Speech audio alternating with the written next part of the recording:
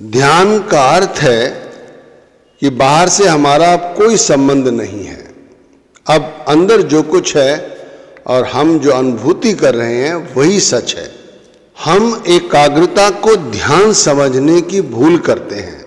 जैसे अपने मन को साधने के लिए, एकाग्र करने के लिए आंखों के पीछे किसी स्वरूप के साथ अपने ख्याल को जोड़ते हैं और नाम जपते हैं। हम इसे ध्यान करना कहते हैं। ये ध्यान नहीं हुआ, ये तो सिमरन करना हो गया। इस स्थिति में हम सिमरन करते रहते हैं और हमारा ध्यान बाहरी शक्लों और बाहरी पदार्थों का चिंतन करता रहता है, जबकि ध्यान में हमारा चित्त बिल्कुल निःशब्द हो जाता है। उसे बाहर की दुनिया से कोई लेना देना नहीं। अब इसे और साधारण तरह से समझो कि एकाग्रता के समय हमारा मन अभी कलकत्ता है तो दूसरी पल ही वो बंबई होगा, लेकिन ध्यान की अवस्था में वो जहाँ है वो वहीं रहेगा। अब ध्यान की इस अवस्था में हमारे चित्त की गति नहीं रहती भाई, वो तो अब ठहर जाता है, रुक जाता है। उसके लिए चलायमान कोई चीज नहीं है, वो ठहर चुका है। अब जब वो ठहर गया है तो उस ठहरी हुई अवस्था में ही वो अपने आप को देख सकता है, समझ सकता है, और इस अवस्था का नाम ही ध्यान है। हम लोग एकाग्रता को ही ध्यान समझ लेते हैं। सर पर कपड़ा डाला, चौखड़ी लगाई, आंख बंद कर ली और किसी स्वरूप का ध्यान करने लगे और फिर अपने मन को उस ख्याल के साथ जोड़ा और फिर नाम जपने लगे। तो ये क्या हुआ, हम अपने मन को जबरदस्ती उस स्वरूप के साथ जोड़ने में लगे हुए हैं, जिससे हमारा मन एकाग्र हो जाए और हम कुछ देर एक जगह बैठकर नाम जपें, उस नाम का सुमिरन करें। लेकिन यहाँ लड़ाई देखो कितनी विकट है कि हमारा मन बार बार बाहरी शक्लों का चिंतन करता है, फिर हम उस मन को खींचकर फिर उस स्वरूप के साथ जोड़ते हैं।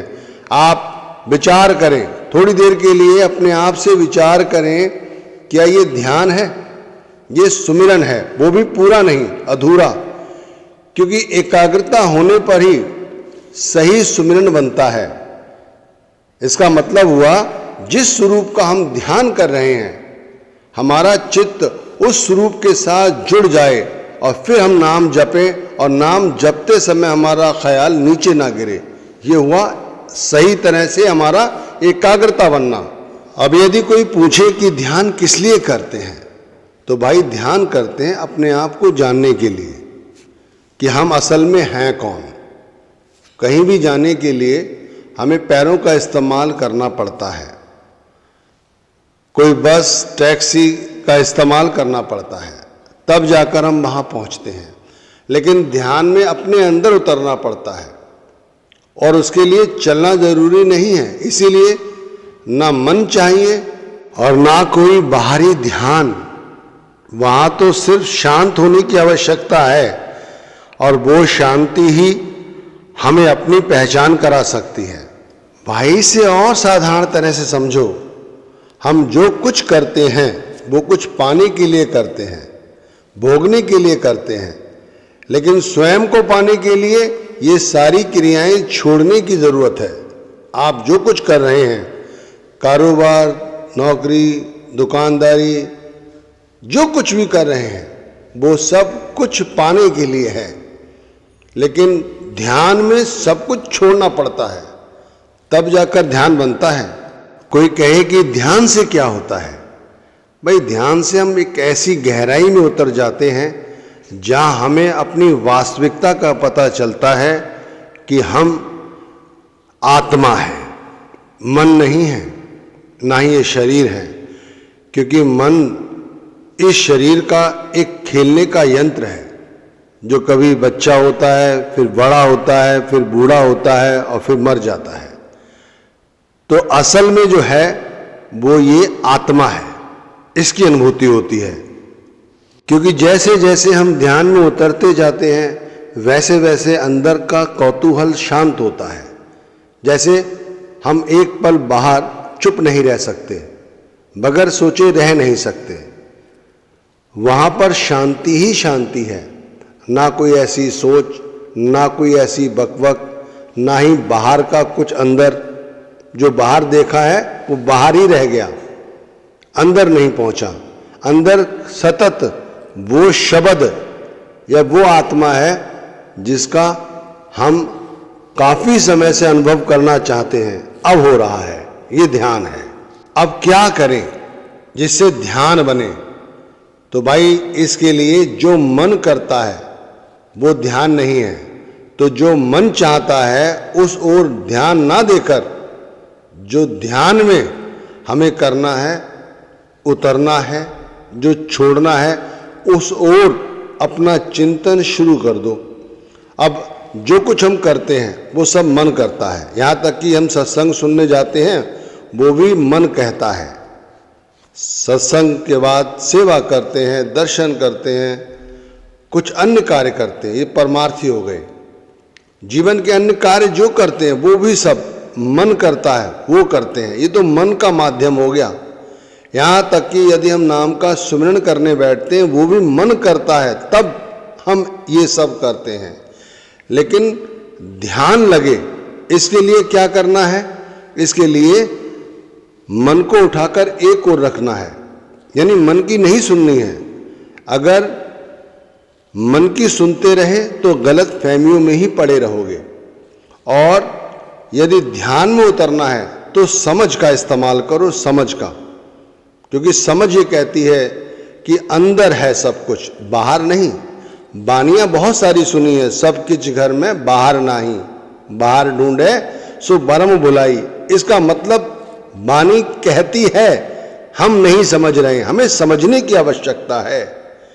जिस दिन हम समझने लग गए, हमारे अंदर समझ आ गई कि भाई नाम का सुमिरन केवल मन को एकाग्र करने का जरिया है, ध्यान अलग चीज है। ध्यान इसलिए नहीं किया जाता कि हमें कुछ मिले, ध्यान में तो सब कुछ छोड़ा जाता है, तब ध्यान बनता है। और ध्यान एक ऐसी स्थिति है कि हम वहां आकर खड़े हो जाते हैं जहां जो अंदर फूटता है वो हमें समझ आए। उसे कहते हैं शब्द धुन और शब्द का प्रकाश। अब यहां तक पहुंचने के लिए हमें कितनी मेहनत की आवश्यकता है? आप देखें तो कोई मेहनत नहीं है। बाहरी धन कमाने में मेहनत है, अपने आप को खाली करना है, बस ये मेहनत है, और हमसे ये नहीं होता।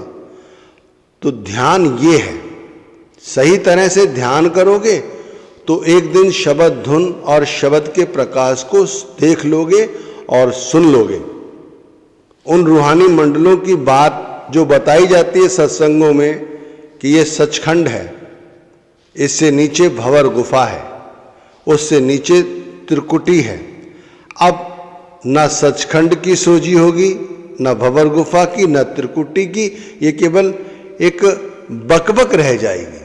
हकीकत में समझ होनी चाहिए कि हमें अपने अंदर उतरकर ध्यान करना है। अरे सुमिरन तो थोड़ी देर के लिए किया जाता है जिससे हमारा वातावरण बने। आप सत्संगों में जाते होंगे, वहाँ क्या होता है? संगत इकट्ठी होती है, उससे पहले थोड़े से कीर्तन किए जाते हैं, बहुत सी जगह शब्द गाए जाते हैं, जिससे संगत आए, बाहर से बैठे और बाहर का वातावरण जो दिमाग में चल रहा है वो धीरे धीरे ख़त्म हो जाए और फिर शांत हो जाए। फिर टीचर आते हैं, गुरु आते हैं, सत्संग फरमाते हैं और हम समझते हैं। यही है सुमिरन, केवल यही है, इससे ऊपर कुछ नहीं। ये मन की एकाग्रता के लिए आवश्यक है, लेकिन सुमिरन पर ही सारी जिंदगी अटके रहना,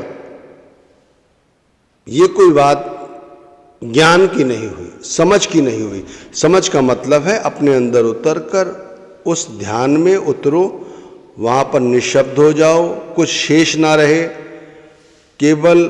केवल समझ कि आत्मा है और मन एक आत्मा का खिलौना जैसा है जो खेल रहा है।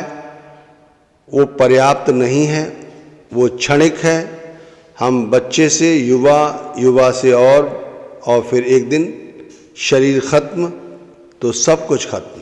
लेकिन हमें यहाँ पर अपने आप को ध्यान में उतारना है और ध्यान जब तक ना बने तब तक ध्यान का अभ्यास निरंतर करते रहना है। और जिस दिन ये बन गया उस दिन शब्द धुन, शब्द का प्रकाश या आत्मिक रूहानी मंडल ये केवल हमारे लिए एक चर्चा नहीं होंगे, हम इनका अनुभव कर रहे होंगे। यही संत मत है।